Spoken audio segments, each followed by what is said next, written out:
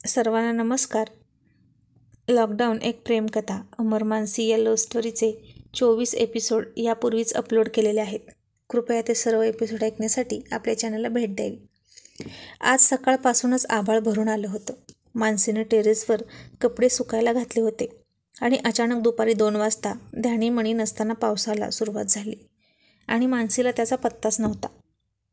अमरनं अचानक खिडकी उघडली आणि म्हणाला, अगं मानसी, बघ तरी किती छान पाऊस पडतोय.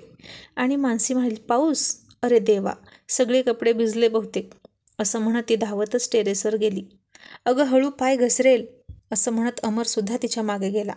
कारण ही वेंधळी नक्कीच काहीतरी करेल गडबडीमध्ये, त्याला खात्री होती. कारण तिला स्वतःपेक्षा घरच्या कामांचीच जास्त काळजी असते. आणि झालंही तसंच. कपडे तर भिजलेच होते जवळजवळ. ती गडबडीमध्ये कपडे काढून घेत होती आणि स्वतःही भिजत होती. तिची खूप धांदल उडाली होती आणि अचानक तिचा पाय फरशीवरून घसरला आणि मानसी तोंडावरच आपटणार होती. इतक्यात अमर तिच्या समोर आला आणि त्यानं तिला मिठीत घेतली आणि फार खात्रीशीरपणे म्हणाला, मला वाटलंच होतं की तू असंच काहीतरी करणार. काय गरज होती इतकी गडबड करायची? भिजली असते कपडे तर काय बिघडलं असतं? आभाळ कोसळणार होतं का?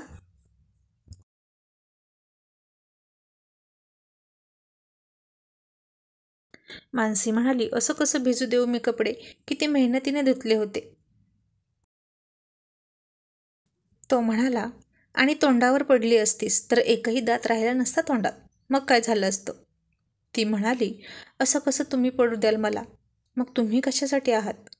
अमर हसून म्हणाला, इतकी खात्री आहे माझ्याबद्दल की मी तुला कधीच पडू देणार नाही? मानसी म्हणाली, जशी तुम्हाला खात्री आहे मी काहीतरी गडबड करणार, तसंच मलाही खात्री आहे की तुम्ही मला कधीच सोडणार नाही. नेहमी मला सावरायला याल. आणि अमर तिचा त्याच्यावरचा विश्वास बघून भारावून गेला.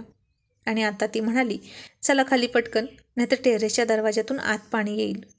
आणि अमर म्हणाला, अजिबात नाही जायचं खाली. ती म्हणाली, अहो हे कपडे घालते ना फॅन खाली सुकत, मी जाते, तुम्ही या पाठीमागून. आणि त्यानं तिला तिच्या हातात असलेल्या कपड्यांसह उचलून पावसात पकडली. अहो अहो भिजले ना सगळे कपडे, मानसी म्हणाली. आणि मीही भिजले, ती ओरडत होती. पण आता त्याला काहीच ऐकू येत नव्हतं. फक्त तो, ती आणि त्यांचा पहिला पाऊस. तो तिला म्हणाला, मनू, हा आपला पहिला पाऊस आहे. त्याचा आनंद मला मिस करायचा नाही. आणि आता ती शांत झाली.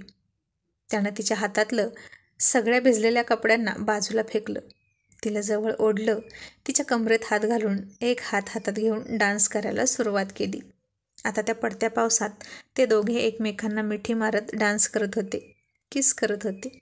ती पावसात भिजून चिंब झाली होती. तिची साडी तिच्या अंगाभोवती घट्ट चिकटली होती. तिचा प्रत्येक अवयव उठून दिसत होता आणि ती जणू त्या पावसात आग लागल्यासारखी दिसत होती. अमरनं तिच्या पाठीवर त्याचे थंड ओठ टेकवले आणि ती थरथरली. आता तो खाली बसला आणि तिच्या पोटावरून साडी दूर करत त्यानं तिच्या बेंबीजवळ किस केला आणि तिची कंबर दाबली. तशी तिच्या हृदयाची धडधड वाढली आणि सगळ्या प्रणय भावना उसंबळून आल्या. तिनं त्याचं तोंड तिथंच पोटावर दाबून धरलं. आता त्यानं तिचा पदर दूर केला आणि त्या मुसळधार पावसात कोणीच नव्हतं टेरेसवर. आणि त्या अवस्थेत तिला पाहून अमर फार उत्तेजित व्हायला लागला होता.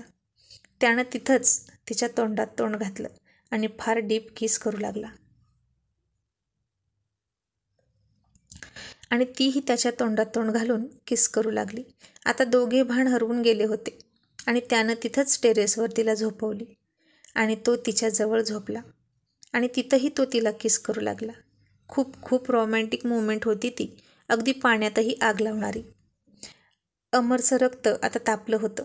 त्याच्या धमन्या ताटर व्हायला सुरुवात झाली आणि अमरनं तिथंच न राहून थोडा वेळ पुढे जाऊन मर्यादा ओलांडली आणि तिच्या ब्लाऊजला हात घातला. तसं तिनं त्याचा हात पकडला आणि खुणवलं की इथे नाही. आणि त्याला भान आलं की आपण कुठे आहोत. मग त्यानं पुन्हा तिला अलगद मिठीत उचलली आणि भिजलेल्या अवस्थेत तसेच ते दोघे बेडरूममध्ये आले. भिजलेल्या ओढ्या कपड्यांचा अडथळा तेव्हाच दूर केला. त्यानं दोघांचेही केस टॉवेलने कोरडे केले. आता मानसी काहीच बोलत नव्हती, फक्त त्याच्याकडे घायाळ, मादक, थिजलेल्या नजरेनं पाहत होती. त्यानं टॉवेल फेकून दिला आणि पुन्हा तिला बेडवर घेतली. ब्लँकेट अंगावर घेतलं. आता बाहेर तो कोसळत होता, तुफान मुसळधार. आणि आत बेडरूममध्ये अभय मानसीवर तसाच बेभान होऊन प्रेमाचा वर्षाव करत होता. आता काही वेळानं बाहेरचा तो पाऊस थकला, शांत झाला. आणि आतही अमर तिच्यावर प्रेमाचा वर्षाव करून शांत झाला. वर्षभर त्याची वाट पाहण्यासाठी आसुसलेली धरणी वळवाच्या पहिल्या पावसानं शांत झाली, ओली चिंब झाली, तृप्त झाली. आणि मानसीसुद्धा आतमध्ये शांत झाली, ओली चिंब झाली, तृप्त झाली. आणि ती पुन्हा अमरमय झाली. त्यानं तिला जवळ घेतली आणि तिला कुरवाळत म्हणाला, मणिमाऊ, आवडला तुला आपला पहिला पाऊस? आणि तिला अजून चूर होऊन म्हणाली, खूप खूप आवडला. आणि तिने त्याच्या ओठांना तिच्या नाजूक दंतपंक्तीने जोरात लव बाईट केलं आणि म्हणाली, अहो, आता आवडलं का तुम्हाला माझा लव बाईट? आणि तो म्हणाला, असं नाही सांगणार, थांब. असं म्हणून तोही तिला लव बाईट करणार इतक्यात तिनं त्याच्याजवळ कान पकडून म्हणाली, सॉरी ना अमर, तुम्ही खूप जोरात बाईट करता, खूप दुखतं मला. आणि ती ओठ काढून रडू लागली आणि तो खूप हसायला लागला. आणि ती म्हणाली, माझे कपडे भिजून गेले ना? तो म्हणाला, कपडे काय केव्हाही सुकतील, पण आपला हा पहिला पाऊस यादगार झाला की नाही? आता पाऊस थांबला आहे, आता जा आणि तुझे कपडे घेऊन ये आणि बस सुकवत फॅन खाली. मग ती उठली आणि तोही उठला. आता असेच काही दिवस गेले आणि लॉकडाऊनचे नियम हळूहळू शिथिल होत होते. वाहतूक सुरळीत होत होती. राजलक्ष्मी आणि विकासने घरी यायची तयारी केली. त्यांनी अमरला फोन केला की आम्ही आता घरी येतोय. मानसीला तर फार आनंद झाला होता. तब्बल 3 ते 3.5 महिन्यांनी ते सगळे भेटणार होते. अमर आईबाबांना पिकअप करायला स्टेशनवर गेला होता आणि त्यांना घेऊन त्याची गाडी दारात आली. आणि आता त्या दोघांनी ठरवलं होतं की राजलक्ष्मीला सरप्राईज द्यायचं. त्या दोघांमध्ये सगळं काही नॉर्मल झालं नाही असं दाखवायचं, असा प्लॅन केला होता त्याने. आणि मानसीला जबरदस्ती त्यानं या प्लॅनमध्ये सामील करून घेतली होती. ती तयार होतच नव्हती, पण तो म्हणाला, तू माझी अर्धांगिनी आहेस ना, मग तुझा पत्नी धर्म पाळ आणि मला साथ दे. आणि तिने डोक्यावर हात मारून घेतला. कुठला संदर्भ कुठे लावता हो अमर तुम्ही? तो हसून म्हणाला, तुला माझी शपथ आहे मानसी. आणि तीही गप्प बसली. आता गाडीमध्ये सुद्धा अमर मानसीविषयी काहीच बोलला नव्हता. राजलक्ष्मीनेच विचारलं, अमर, मानसी कशी आहे रे?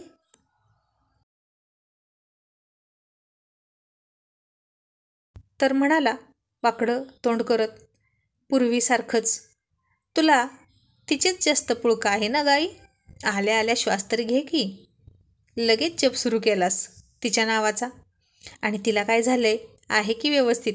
नुसती दम देऊन राहते मला. आणि मला कशाला विचारतेस? आता बघशीलच की तू गेल्यावर तुझ्या डोळ्यांनी. आणि राजलक्ष्मीने नाराज होत तोंड पाडलं आणि म्हणाली, अमर, तू अजूनही तिचा रागराग करतो? तो म्हणाला, हो.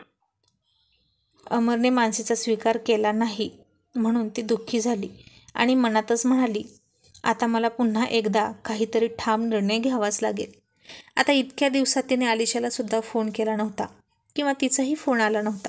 तिच्या आईचं निधन झालं आहे हेही राजलक्ष्मीला माहीत नव्हतं. मग आता गाडी दरवाजात आली. आज मानसीनं सण असल्यासारखी रांगोळी काढली होती दारात. घर कसं सुंदर सजवलं होतं. अमरने त्यांच्या बॅग हातात घेतल्या आणि इतका वेळ ते जो नाटक करत होता ते कंटिन्यू करायचं हे तो विसरलाच. कारण आता इतक्या दिवसांची सवय झाली होती मानसीची. दारात आल्या आल्या तिला गोड हाक मारायचा तो.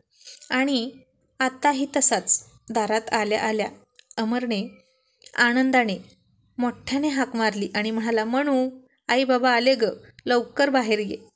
आणि हे ऐकून राजलक्ष्मी चाटच पडली आणि म्हणाली, काय? हे काय ऐकलं मी? मी काही चुकीचं तर ऐकलं नाही ना? ती विकासला म्हणाली, अहो, मला जरा चिमटा काढता का? विकासची अवस्था सुद्धा तशीच होती. तो म्हणाला, राजलक्ष्मी, तूच मला चिमटा काढ, कारण मलाही तितकाच धक्का बसला आहे हे ऐकून जितका तुला बसला आहे. चिरंजीव चक्क खुश होऊन हाक मारत आहेत, मनू अशी. पण ही मनू नक्की कोण आहे बघू दे आधी. मानसी आहे की दुसरं कोण? आणि त्यांच्या तोंडावरचे ते एक्सप्रेशन पाहून अमरनं जीभ चावली आणि सारवासारव करत डोकं खाजवत म्हणाला, ते मी एक नवीन मांजर आणलं आहे, त्याचंच नाव मनू ठेवलं आहे. आणि राजलक्ष्मी म्हणाली, हो का, मग मांजरीला सांगत होता का आई बाबा आले, लवकर बाहेर ये, आता मांजर स्वागताला येणार आहे का आमच्या? आणि अमर म्हणाला, तू पण ना आई, आता लॉकडाऊनमध्ये मी कोणासोबत बोलणार सांग बरं. अगं शेजारचं घर बंद होतं, सगळे दुसऱ्या शहरात अडकले होते. मग त्यांची मांजर आपल्याच घरी यायची दूध प्यायला. माझा तिला लळा लागला आणि तिचा मला. मग मी तिच्याशी असाच मोठ्याने हाका मारून बोलतो. आणि मी तिला रोज सांगायचो तुझ्याविषयी, बाबांविषयी. आतासुद्धा मी तिलाच हाक मारली.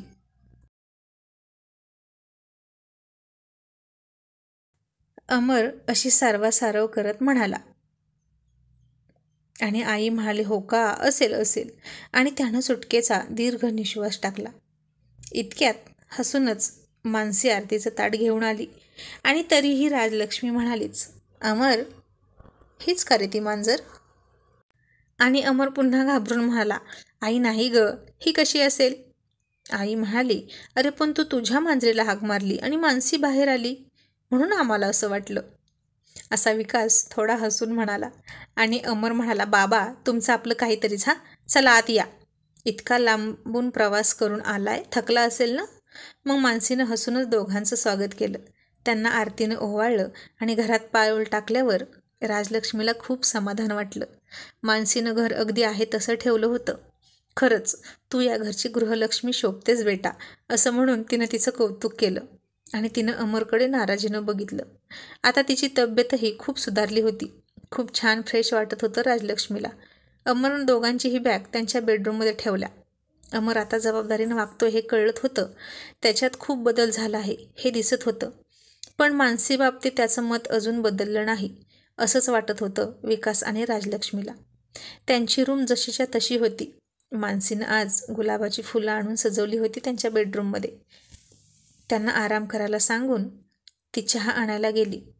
राजलक्ष्मीला तिला विचारलं, मानसी, अमरमध्ये काही फरक आहे का गं? आणि आता फोनवर खोटं बोलणं सोपं होतं, पण आता समोरासमोर कशी खोटं बोलणार होती ती? ही तर तिची परीक्षाच होती. जीभ जरी खोटं बोललं तरी डोळे कसे खोटं बोलतील तिचे? आणि मानसीने डोळे वर करून न बघताच खाली पाहिले, कारण तिचे डोळे खूप बोलके होते. ती आपली मान खाली घालून, आई तुम्ही थकले आहात ना, चहा आणते, असं म्हणून निघून गेली. आणि बाहेर गेल्या गेल्या अमर म्हणाला, मानसी अजिबात सांगायचं नाही आईला, नाहीतर बघच. मानसी म्हणाली, अहो मला नाही जमणार आईशी खोटं बोलायला. फोनवर ठीक होतं, पण इथं नाही मी खोटं बोलू शकत. अमर म्हणाला, खूप सत्यवादी ना तू, खोटं नको बोलू पण खरंही बोलू नकोस, तुला माझी शपथ आहे. आणि मानसीने त्याच्याकडे मोठे डोळे करून बघितलं रागानं. आणि मांजर पंजा मारते तसा हाताचा पंजा तिने त्याच्यापुढे मारला. अमर म्हणाला, ए म्हण्या, आता बोच करशील का मला? आणि ती माझी आई आहे, त्यामुळे मी सांगतो तेच करायचं. आणि ती चिडून किचनमध्ये गेली. त्यांची खुसरफुसर राजलक्ष्मीच्या कानावर थोडी थोडी येत होती, पण नक्की काय चाललं हे तिला कळत नव्हतं. मग मानसीनं दोघांनाही चहा दिला. राजलक्ष्मी म्हणाली, अमरनं चहा घेतला का गं? आणि मानसी बोलण्याच्या ओघात म्हणून गेली, नाही आई, आम्ही दोघंही घेतो ना आमच्या बेडरूममध्ये. आणि राजलक्ष्मीने पुन्हा तिच्याकडे चमकून पाहिलं आणि मानसीने जीभ चावली आणि म्हणाली, मेले, खाल्ली माती.